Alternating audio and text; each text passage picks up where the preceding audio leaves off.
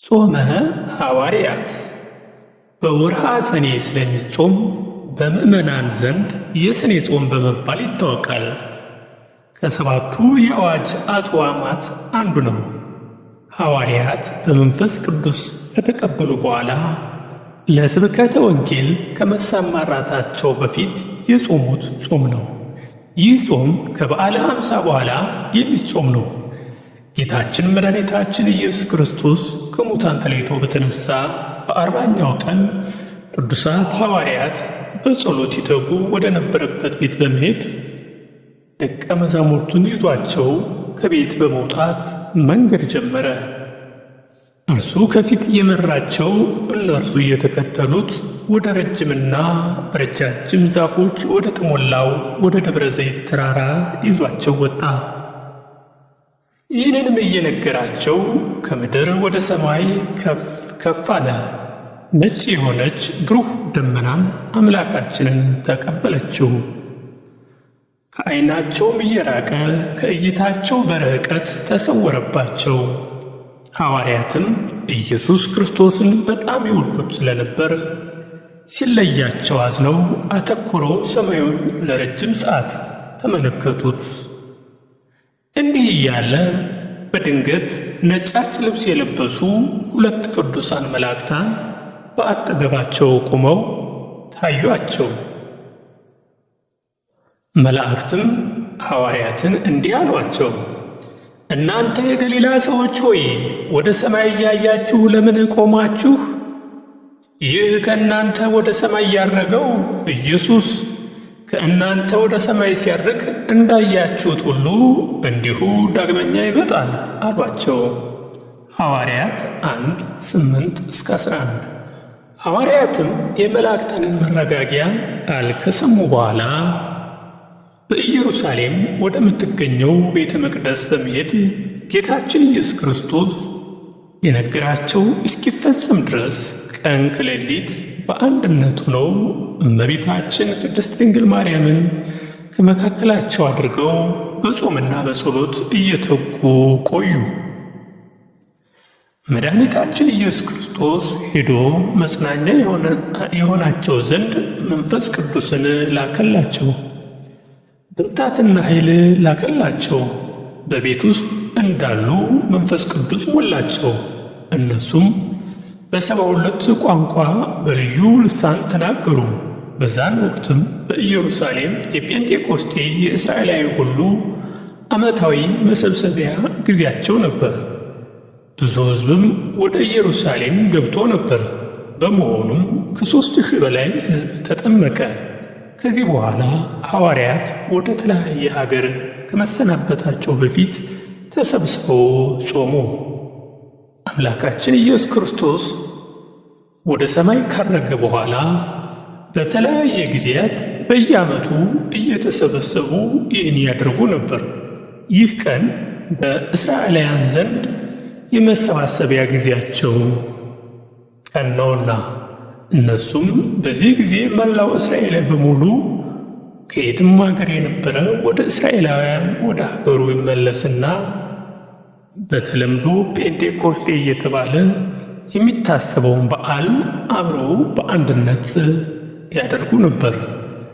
በእስራኤላውያን ዘንድ ይህ ወቅት ሁሉም ያለውን እያወጣ ድፎ ዳቦ የመሰለ በእኛ ባህል ድፎ ዳቦ የምንለውን እያደረገ ገበሬው ያለውን በሙሉ ይዞ ይወጣና ወደ ቤተ መቅደስ በመሄድ ፌስታ ደስታ ያደርግ ነበር።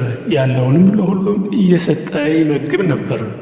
ልክ በእስራኤላውያን ቀደም የነበረ በዓል በነበረበት ወቅትም የጌታ የመድኃኒታችን ኢየሱስ ክርስቶስ መንፈስ ቅዱስን የላከባቸው ቀንም የዛን ቀን ነበርና በዛን ቀን የመንፈስ ቅዱስ ሙሉ የሆነ ኃይል ሞልቶባቸው ጰራቅሊጦስ ተከበረ። ከዚህ ጊዜ በኋላ ነው ጰራቅሊጦስ እየተከበረ እንደ ዋና የክርስቲያኖች መለያ የሆነው። የጾመ ሐዋርያት ጊዜ ቀመረ ስሌት በዓለ ጰራቅሊጦስ እንደገባ ባለው የመጀመሪያው ሰኞ ይውላል። ጌታችን አምላካችንና መድኃኒታችን ኢየሱስ ክርስቶስ በመዋዕለ ሥጋዌ ደቀ መዛሙርቱን ይህን ጾም እንደሚጾሙት እንዴት ተናግሮ ነበር። በዚያን ጊዜ የዮሐንስ ደቀ መዛሙርት ወደ እርሱ ቀርበው እኛና ፈሪሳውያን ብዙ እንጾማለን፣ ደቀ መዛሙርት ስለምን አይጾሙም አሉት። ማቴዎስ 9:14። ደቀ መዛሙርቱ ይህን በጠየቁት ጊዜ ጌታችን እንዲህ ብሎ መለሰላቸው።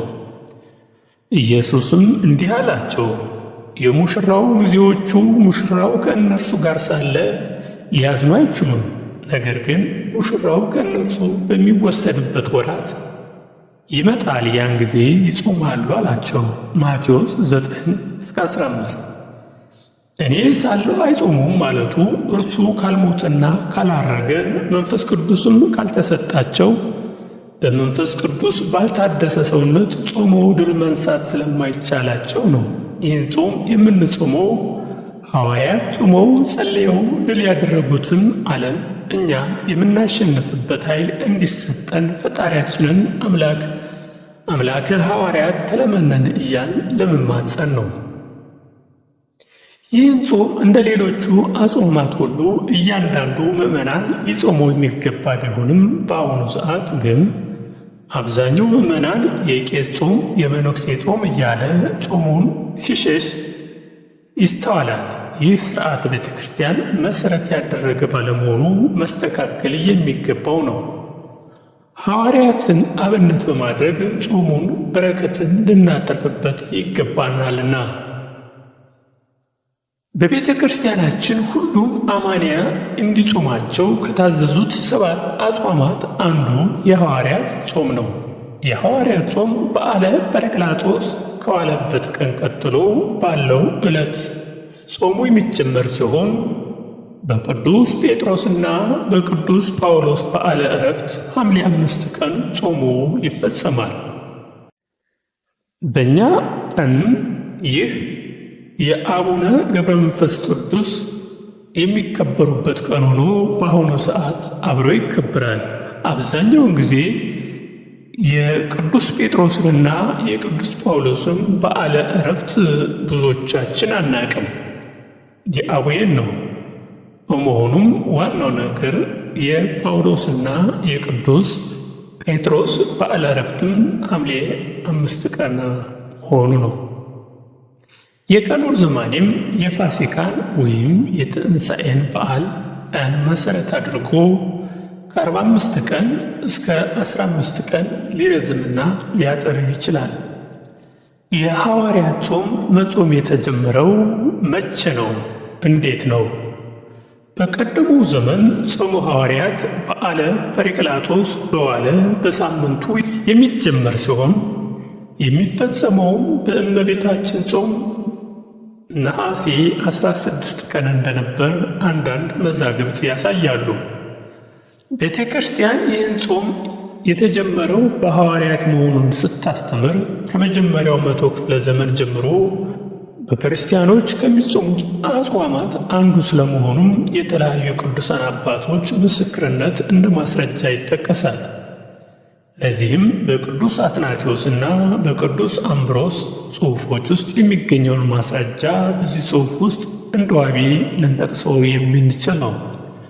ቅዱስ አትናቴዎስ 371 ዓመተ ምህረት በስደቱ ውስጥ ለንጉሥ ቆስጠንጢኖስ በጻፈው መልእክቱ ውስጥ ከበዓለ ጰራቅሊጦስ በኋላ የሚጾሙ ሰዎች በመቃብር ስፍራ ይጸልዩ ነበር በማለት ሲገልጽ፣ ቅዱስ አምብሮስ ደግሞ በ397 ዓመተ ምህረት በ16ኛው ስብከቱ ማቴዎስ 9:15 ላይ ሚዜዎቹ በሙሽራው ሳሉ ሊያዝኑ ይችላሉን የሚለውን መሠረት በማድረግ በአብይ ጾም ወቅት የጌታን መከራና ስናስብና ስንጾም እንደቆየን ሁሉ ከትንሣኤው በኋላ ባሉት ቀናት ደግሞ በትንሣኤው ምክንያት ጌታ በመካከላችን ስለሆነ ይህም ለሰውነት ደስ እንደሚያሰኝ ምግብ ስለሆነ እና በዚህም ጊዜ የፍስሐ ምግብ የሆነውን ጌታን የምንመገብበት ወቅት በመሆኑ አንጾመውም። ነገር ግን ከዕርገቱ በኋላ ወዲያው መጾም እንጀምራለን በማለት የሰበከውን ስብከት መሠረት በማድረግ ጾሙ ጥንታዊነት ያለው መሆኑን ማወቅ እንችላለን። ሐዋርያት ከትንሣኤ በኋላ ወደ ዓለም ተላኩ። በተለይም መንፈስ ቅዱስን ከተቀበሉ በኋላ በድፍረትና በኃይል ሰበኩ። ለዚህም ሐዋርያት ልክ እንደ ነቢያትና እንደ ጌታችን የአገልግሎት ሥራቸውን ከመጀመራቸው በፊት ጾሙ። በአገልግሎታቸውም ልክ እንደ ጌታችን በሥራ የሚረዷቸውን 7 ዲያቆናት እንዲሁም ሌሎች ሽማግሌዎችን ሾሙ። ጌታ 6ቱ ቃላተ ወንጌል የሚባለውን የሐዲስ ኪዳን ሕግ እንዳወጀ ሁሉ ሐዋርያትም የመጀመሪያ ቤተ ክርስቲያን ጉባኤ የሚባለውን አረማውያን ክርስቲያን ሆነው ለመኖር የሚያስችላቸውን ሕግ ደነገጉና ክርስቶስ መድኃኔ ዓለም መሆኑን ለዓለም ሁሉ አሳወቁ፣ ሰበኩ። ቤተ ክርስቲያን እንደ አዲስ እንድትንሰራራና ኃይል እንድትሆን በመንፈስ ቅዱስ እገዛ ብዙ ደከሙ። ክርስቲያኖችም ከሌላው ሕዝብ የሚለዩበትን ትምህርትና ሥርዓት አዘጋጅተው አስተማሩ። ይኸው እስካሁንም ድረስ ክርስቲያኖች ይህን ትምህርት ጠብቀውና ከትውልድ ትውልድ እንዲተላለፍ እያደረጉት ነው። ጾመ ድኅነት፣ የሮብና የዓርብ ጾም። የሐዋርያት ጾም ሰኞ ገብቶ ረቡዕ ጾመ ድኅነት ይጀመራል። ክርስቲያኖች ይህንን ጾም በሳምንት 2 ቀን ሮብና ዓርብ የሚጾሙበት ምክንያት አለው። ረቡዕ የሚጾሙበት ዋናው ምክንያት የአይሁድ ሸንጎ መድኃኔ ዓለም ክርስቶስ ላይ ሞት የፈረደበት ዕለት በመሆኑ ይህንን የሞት ውሳኔ ክርስቲያኖች ሁል ጊዜ በጾም እንዲያስቡት ስለተወሰነ፣ እንዲሁም ዓርብ የሚጾሙበት ምክንያት ጌታ መድኃኔ ዓለምን እንዲያድን ለብዙ ዘመናት በተስፋ ሲጠበቅ የነበረበት ዕለትና ተስፋውም የተፈጸመበት ቀን ስለሆነ ቤተ ክርስቲያን ይህ ዕለት በመጾም እንዲታሰብ ወስናለች። የሐዋርያት ጾም መሠረቱን ይዞ አሁን እስካለንበት ድረስ የሆነው ግን ሐዋርያት ካለፉ የሐዋርያት ተተኪዎች ነገሩን እንዳስተካከሉትና ሥርዓት እንደተያዘ ሐዋርያት የደነገጉትን 318 ቅዱሳን አባቶች በአንድ ሆነው ይህ ጾም እንዲጾምና እንዲደነገግ ስላደረጉት እስካሁን ድረስ እንጾመዋለን። እንዲሁም በሐዋርያት ጾም ጾመ ድኅነት የምንለው ዓርብና ሮብም አብሮ የሚካተት ነው። የሚጀምረውም በአብዛኛው ጊዜ ጾሙ ከገባ በሁለተኛው ቀን፣ ምንጊዜም የሐዋርያት ጾም የሚጀመረው ሰኞ ነው። ሰኞ የሐዋርያት ጾም ይገባል። ጾመ ድኅነት ደግሞ እሱ በገባ ከ2 ቀን በኋላ ሮብ ይጀመራል ማለት ነው። ይህም ከዚህ ጊዜ በኋላ ከፋሲካ ውጭ ባሉ ጊዜያት ውስጥ ሮብና ዓርብ ምንጊዜም መደበኛ ጾም ሆኖ ክርስቲያኖች የተደነገገ ነው። አብዛኛውን ጊዜ ሮብና ዓርብ ለምን እንደምንጾም አናቅም። ጌታችን መድኃኒታችን የተፈረደበት ሮብ በመሆኑና ዓርብ ደግሞ የመጨረሻ ስቅለት የተደነገገበት የተፈጸመበት በመሆኑ ሮብና ዓርብን እንጾማለን። በዚህ ምክንያት ጾሙ ከሐዋርያት ጾም ጋር አብሮ ይጀመራል ማለት ነው።